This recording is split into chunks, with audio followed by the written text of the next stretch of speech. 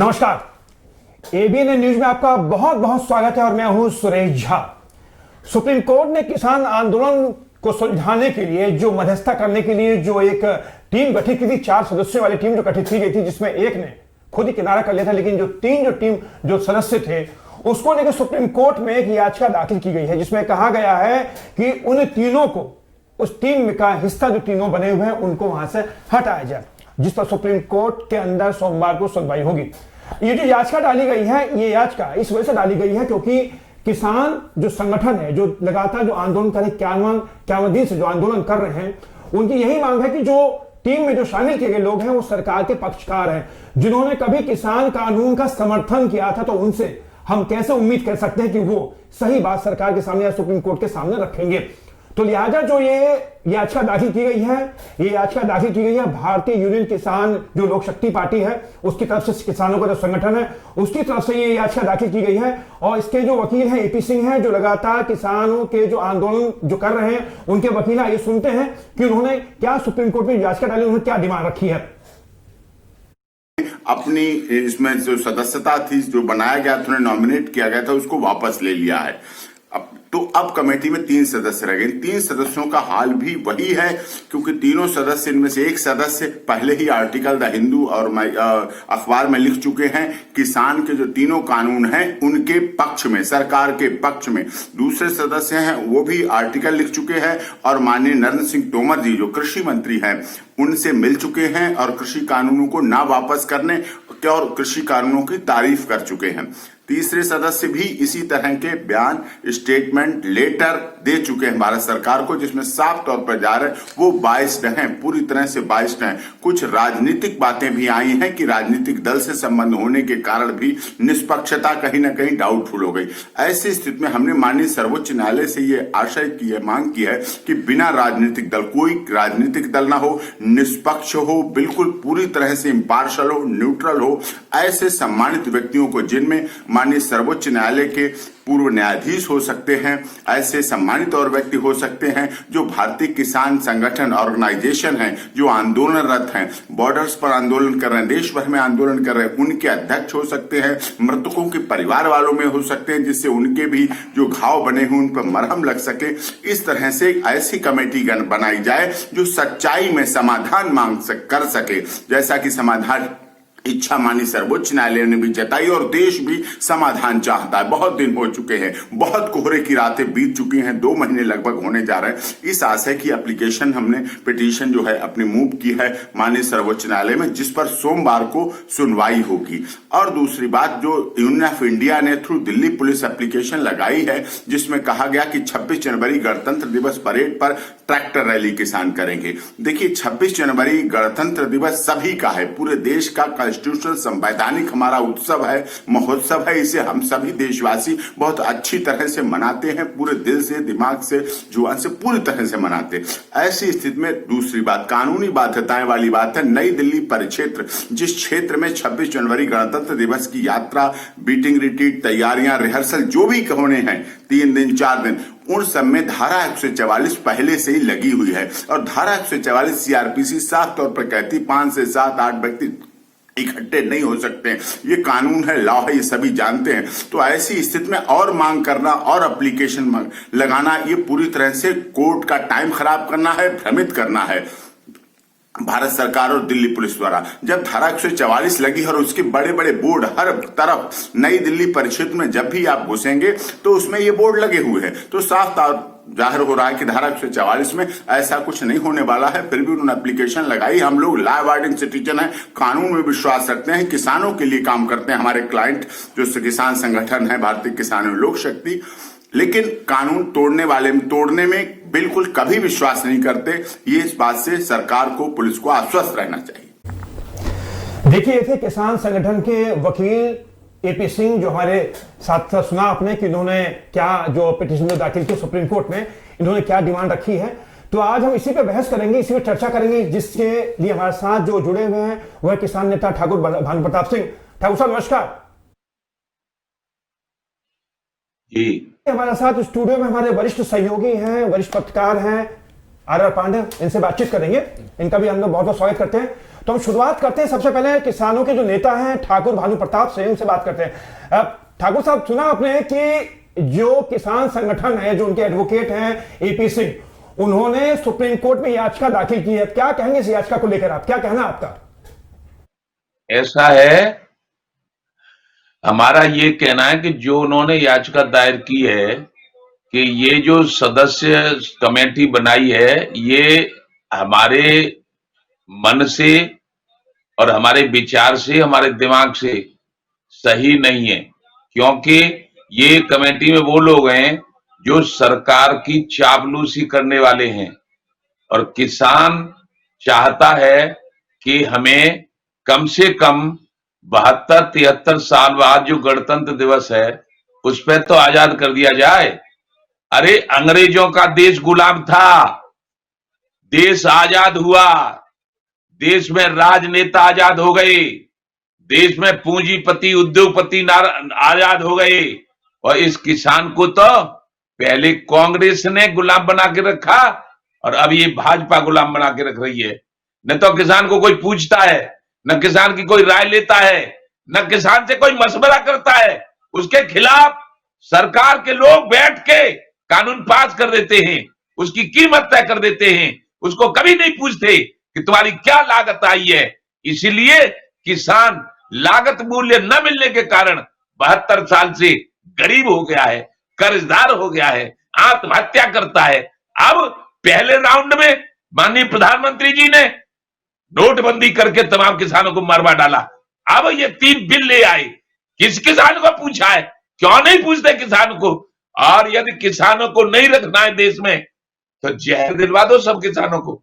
इसलिए सर्वोच्च न्यायालय से मैं हाथ जोड़कर पैर छू के निवेदन करता हूं, विनती करता हूं, प्रार्थना करता हूं अपनी उच्च न्यायालय से कि वो न्यायाधीशों से कि वो हमें बचा ले, और जो उन्होंने इस बिलों को सस्पेंड कर दिया है उनको आजीवन सस्पेंड रहने दें, और कोई कमेटी की जरूरत नहीं है।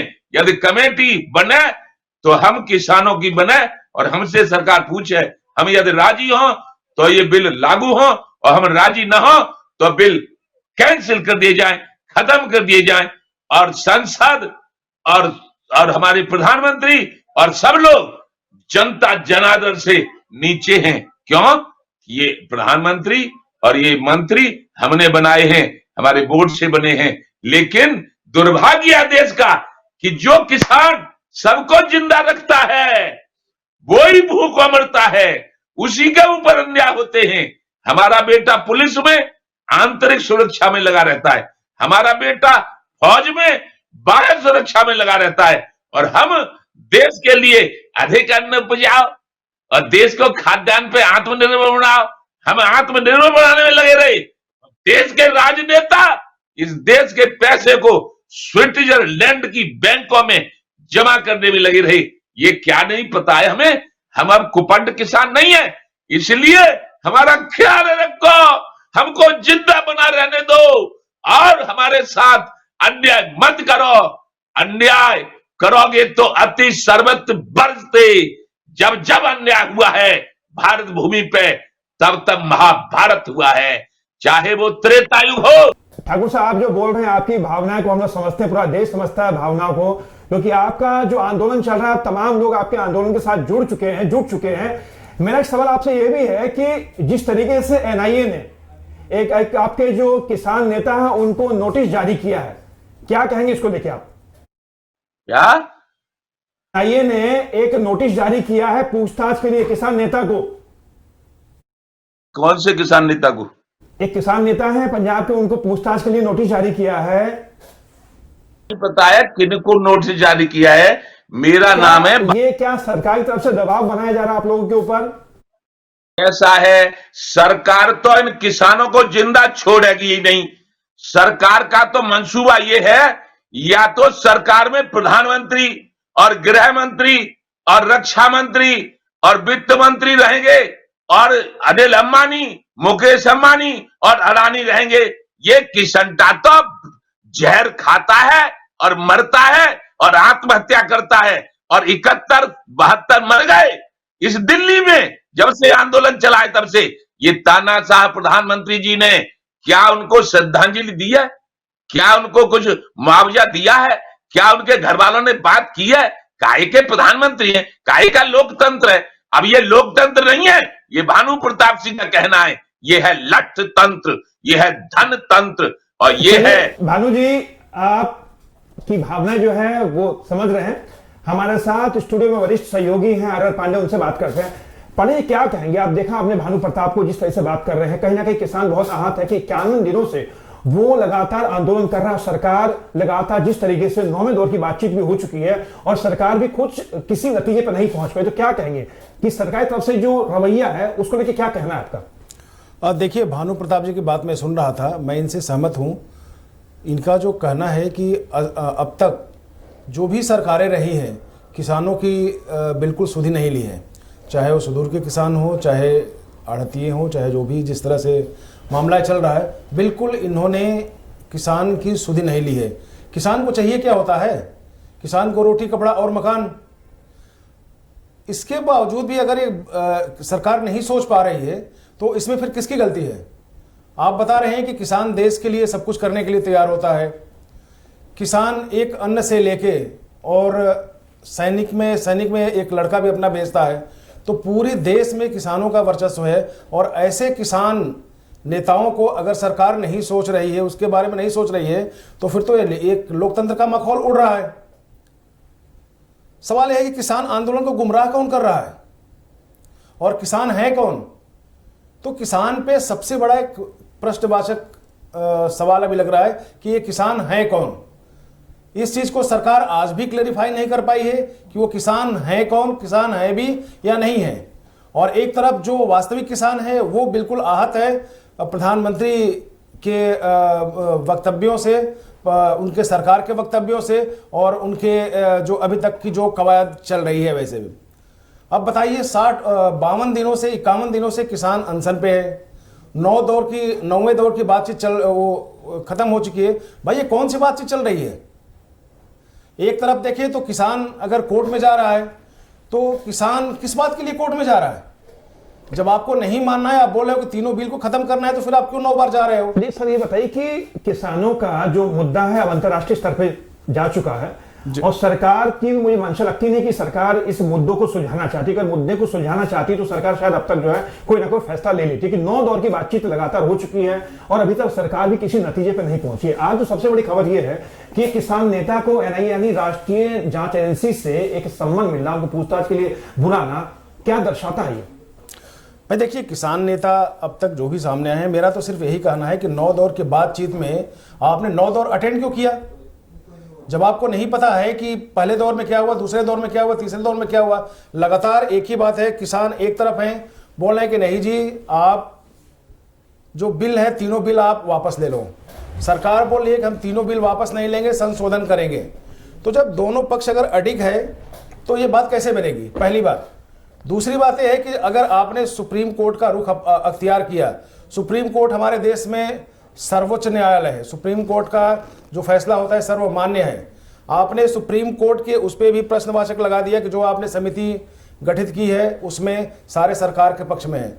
सरकार भी यही कह रही थी कि अगर सब कुछ सरकार के पक्ष में है तो किसान क्या सरकार विरोधी है सारे, या सरकार किसान विरोधी है यहाँ पे? जी, इसका जवाब अभी नहीं मिल रहा है और इसलिए ये मामला पसोपेश में चल रहा है। और इस पे मुझे नहीं लगता कि कहीं कोई बीच में आके समझौता अभी होने वाली है। अभी क्या कहेंगे भानु जी कि क्या कुछ उम्मीद है अभी भी सरकार से आपको कि 9वें दौर की बातचीत खत्म हो चुकी है, एक बार फिर बैठेंगे आप लोग?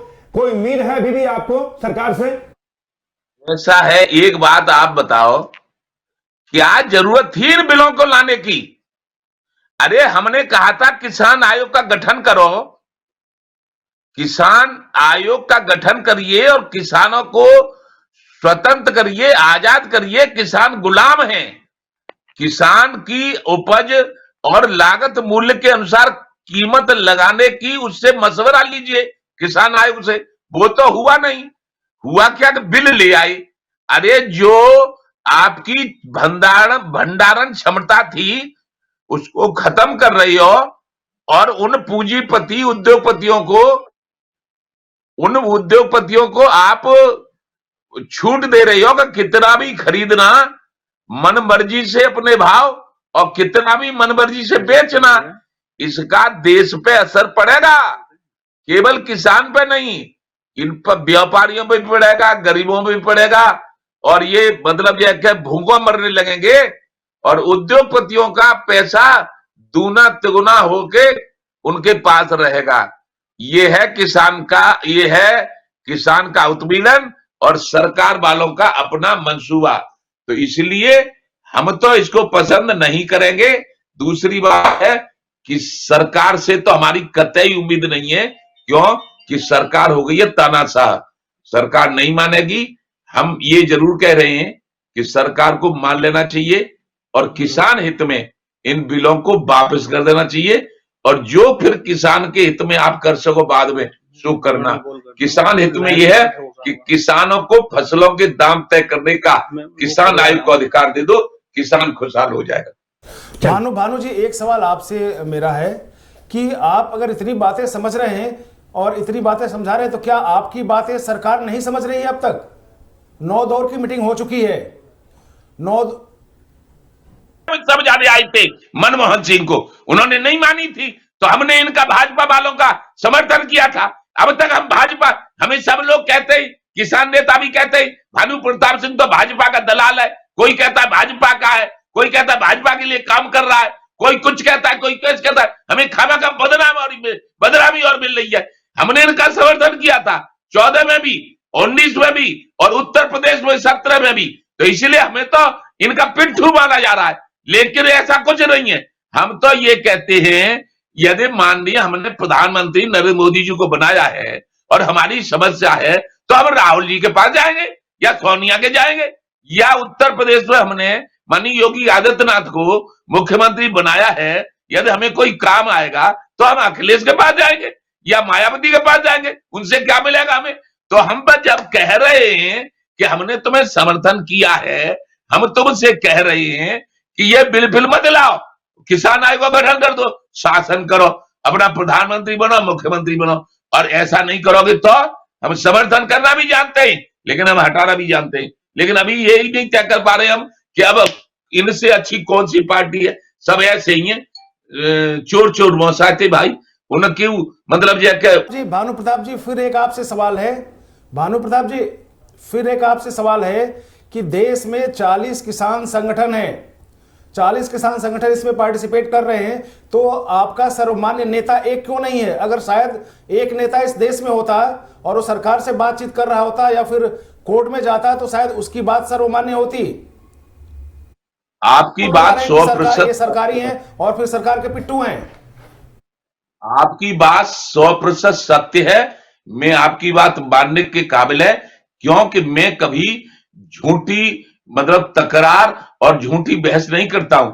आपकी बात 100% सत्य है, लेकिन इस प्रजातांत्रिक युग में हर आदमी नेता बनना चाहता है, चाहे उसमें क्षमता है चाहे नहीं है। चाहे उनने 2-2, 10-10, 20, 50, 100 आदमी इकट्ठे हुए और बन गए राष्ट्रीय अध्यक्ष, बना लिया संगठन। इसलिए जो बात सही है उसको कहने वाले लोग बहुत कम हैं। मैं आपसे बता रहा हूं, मैं सबसे पहले राजीव गांधी से किसानों के लिए लड़ा था 84 में। तब तक माननीय महेंद्र सिंह टिकैत का भी संगठन नहीं था। मैंने केवल किसानों के उत्थान के लिए, विकास के लिए, देश के विकास के लिए, गांवों के विकास के लिए, सड़क बिजली पानी मिले, किसानों को भाव मिले, यही बात करी है। कभी मैंने किसी को दलाली नहीं की, किसी से कमीशनखोरी नहीं की, किसी को लूटा नहीं, किसी को ठगा नहीं। गरीब हूं, गरीब रहा हूं, गरीब रहूंगा। इसलिए इस युग में गरीबों की कम वैल्यू होती है, तो इसीलिए लोग कम भी बात मान रहे हैं। लेकिन मैं इतना जरूर है कि मैं जो घोषणा कर दूंगा कि ये सरकार खराब है, ये हटनी चाहिए, तो भाई साहब मैं आपको सत्य बता रहा हूं, कोई दुनिया की ताकत नहीं है, कोई ताकत नहीं है दुनिया की जो वो सत्ता पा जाए। तो इसलिए मैं तो इनसे, प्रधानमंत्री से हाथ जोड़ के, अपने मुख्यमंत्री जी से, अपने रक्षा मंत्री, वित्त मंत्री, गृह मंत्री से, कि आप अपने दिमाग को सुधार लो, तानाशाही रवैया खत्म कर दो और जुग जुग जियो, और जब तक रहो तब तक शासन करो। लेकिन इन गलते सलते बिलों को और किसान, जो भी लोग प्रोग्राम देख रहे हैं, आज शायद हो सकता है कि आपकी बात सरकार तक जरूर पहुंचे, भले ही 9 दौर की बातचीत में कोई नतीजा निकल के नहीं आ पाए, लेकिन आपने जिस तरीके से बात की है तो शायद अगर सरकार तक पहुंचे तो सरकार को सोचना पड़ेगा, समझना ही पड़ेगा कि किसान नेता क्या चाहते। जिस 3 कानून को लेकर जो रस्सा का सरकार को उन तीनों कानून के बारे में सोचना चाहिए, उनको बीच का रास्ता निकालना चाहिए, क्योंकि कड़ाके की ठंड पड़ी है, बरसात भी हो रही है और ऐसे में लगातार 51 दिनों से जो किसान है वो धरना दे रखे हैं, वो आंदोलन कर रहे हैं, तो सरकार को कहने कि उनको दिल जो है अपना थोड़ा बड़ा करना पड़ेगा।